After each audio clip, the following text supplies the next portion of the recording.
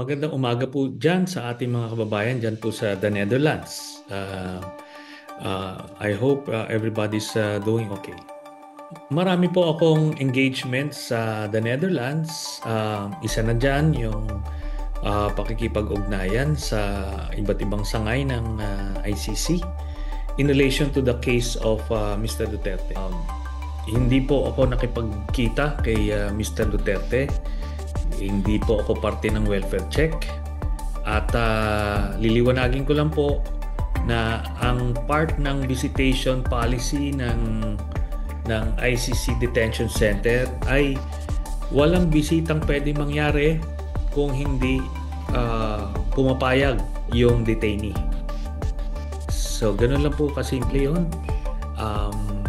Doon sa aking engagements with the ICC, diniscuss sa akin extensively yung mga rights and privileges ng isang detainee ng ICC.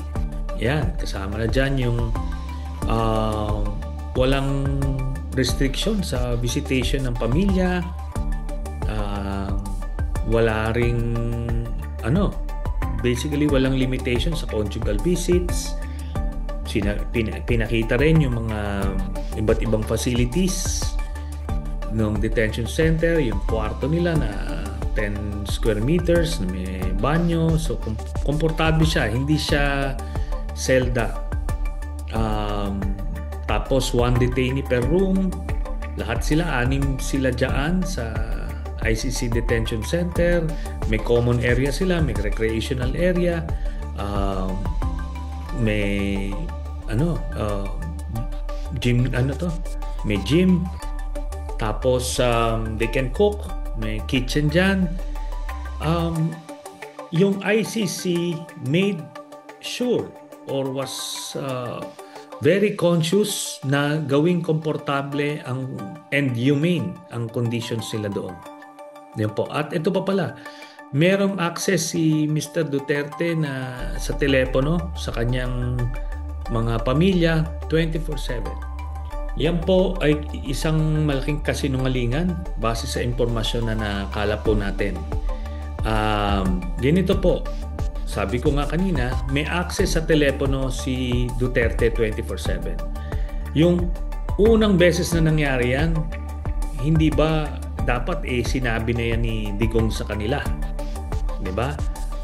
Tapos itong mga anak mismo na bumibisita kay Duterte, pagre-reviewin nyo lahat yan sa mga press conference sila ni isang beses after galing nila sa loob, wala silang sinabi na hinimatay yung tatay niya at nagkaroon ng ganyang medical emergency. Wala pong ganon. So, diniscuss po sa akin ng ICC, ng ilang opisyalis doon na may medical team sa loob . May medical team, may ambulansya naka-standby, the hospital is 5 minutes away. Kung merong insidente dyan, immediately i-attend nila yon. At may mga CCTV naman . Akala ni Sara, hindi mabibisto yung kasinungalingan nila dyan . Simpleng re-reviewin lang. Yung lahat na yon, there was never any incident. And Duterte himself did not report anything. Itong mga anak lang, si Sara in particular, nag-press con, gumawa ng kwento. Palagay ko ang objective nito is to gain public sympathy. Nakaawaan siya. So, that's for the domestic audience and also for the pre-trial chamber judges para masway yung kanilang decision for the interim release. Pero it's a total lie, and the ICC people know that. And ang dali itanong nun . There's no reason for the ICC personnel or the ICC custodians to lie about such incidents. Kasi sila rin yung tatamaan dyan . Let's just say na she is in a safer place. Sa ating pagkakaalam, nakaalis na siya ng Malaysia. At I can confirm na magtetestigo siya para sa ICC. Garma will be testifying for the case against Duterte and Bongo. So, ang base sa mga nakakalap nating impormasyon, ang mabibigyan na lang ng warrant is probably Bato, or for that matter, for sure, si Bato. Then, most likely, si Bongo. And another possibility is Mr. Albayalde. Ito kasi, yung ebidensya labang kay Digong ay nag-overlap dun sa kaso nung iba, like Bongo and Bato. Si Bongo, siguro mga, let's say, 70% yung overlapping, no? Eh dito naman kay Bato, almost 100% nag-overlap doon sa ebidensya with Digong. Kaya ano siya hindi mo na kailangan mag-build from zero kasi meron na. Yun. Ngayon, undergoing medical evaluation na siya based doon sa mga assertions ng defense. So matatapos yung medical evaluation na yan within the next few weeks siguro. Then after that, if the medical personnel appointed by the ICC pre-trial chamber would state that Duterte is fit to undergo trial, then the confirmation of charges hearing would be rescheduled probably in November. Yan. So yun ang tinitignan natin. Ngayon, to answer your earlier question, kung kailan lalabas yung warrant, kay Bato, since kompleto na siya, it may come a bit sooner than yung kay Bongo. Let's just say by February latest out na yan. Hindi legally binding yan sa ICC. Hindi nila susundin yan. Even sa Marcos administration, okay, noted, pwedeng ganon. Ang pakay nung resolution na yan kahapon is pagsipsip basically doon sa kay Sara Duterte, 'di ba? Kasi alam nilang bengador si Duterte, si Sara. So para kung sakali, 'di ba, na siya'y manalo, maging presidente siya in the future, o sabihin nila di kung kami good shot kami sa iyo dahil pinirmahan namin yung resolution. Ganun lang naman ang effect nun. Tapos at the same time dun sa kanilang political base, parang pinapaasa nila, 'di ba? Parang yan, may paasa kayo, panghawakan nyo. Mensahe naman nila kay Duterte dyan, Sara Duterte, ay kay President Marcos na, may 15 senador na sympathetic kay Digong. Parang ganon, huwag nyong apihin. Yun lang yun. That's the effect ng resolution na yun. Kasi kahit na sabihin ng Marcos administration, okay, since yan ang position ng Senado, sige na nga, susulatan namin ICC na i-host namin si Duterte na house arrest, pwede siyang mag-interim release dito. Hindi pa rin papansinin ng ICC pre-trial chamber yan kasi hindi tayo member. Ang pwedeng pagbigyan lang ng interim release, ang pwedeng bansa na mag-host sa mga detainee na bibigyan ng interim release ay yung mga member states. Yun lang. Kasi bound sila by the provisions of the Rome Statute. Therefore, pagka kinumpel nila na, sige, nasa inyong interim release, pero dalhin nyo siya sa korte at this date, at this time, obligado sila as a member state to comply.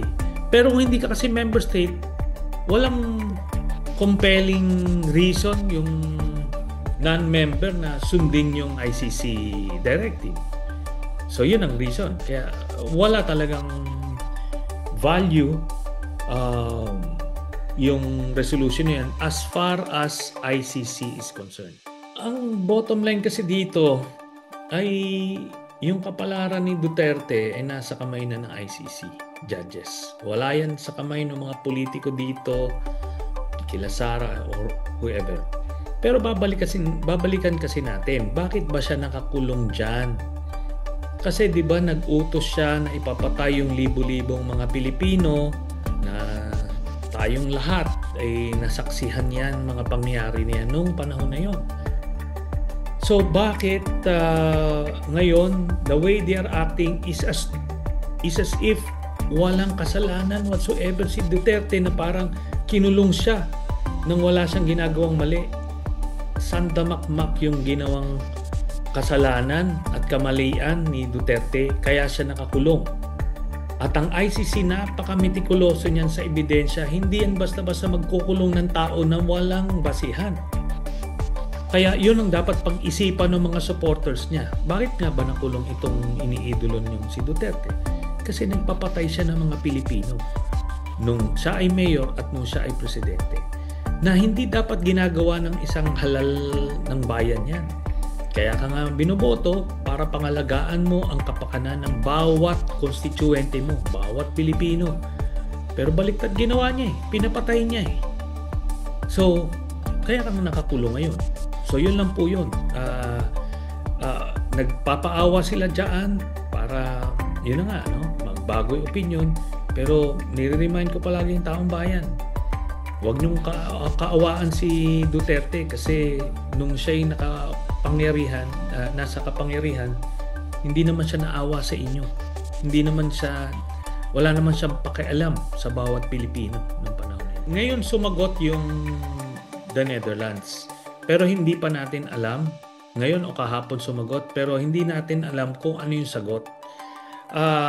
Pero regardless kasi yun, kahit sabihin nung the Netherlands na okay, ready kami to host him sa interim release, but still yung ICC pre-trial chamber pa rin ang magde-decide. At ang basihan ng kanilang decision yung historical precedents, kung ano ba yung mga binibigyan nila ng interim release, yung may terminal illness, yung may major medical procedure, and in all cases kailangan minor case lang. Hindi pwede yung principal ka sa isang heinous crime like crimes against humanity. Walang ganon. Obstruction of justice lang yung mga tipo na nabibigyan ng interim release. Yung mga mababa lang ang magiging sentensya. So, yun pa rin. Kahit na may willing na third country to host them, kahit sabihin nilang okay kami sa lahat ng kondisyon, i-oppose naman yan ng prosecutor, i-oppose yan ng mga pamilya ng mga biktima, tapos titignan ng mga huwes kung ano ba yung mga requirements sila at standards sila for an interim release. Hindi talaga abot yung sa sitwasyon ni Digong. Well, una, nagpapasalamat ako, Ma'am Jofel, dito sa interview natin. Papasalamat din ako sa mga kababayan natin dyan sa the Netherlands, yung mga nakaugnayan natin. A very gracious host natin, ang mga kababayan natin dyan. At nakatikim ako ng masasarap na Filipino food. At I will continue to engage with everyone who's willing to listen para maunawaan yung buong konteksto ng kaso ni Duterte. I've been reaching out to everyone. Maraming nanggigigil dahil bakit ko pinupursu tong kaso na to. Pero kung lalawakan natin yung ating pananaw, marirealize natin kung bakit kailangan natin to gawin. Yun po. So, salamat po sa inyong lahat.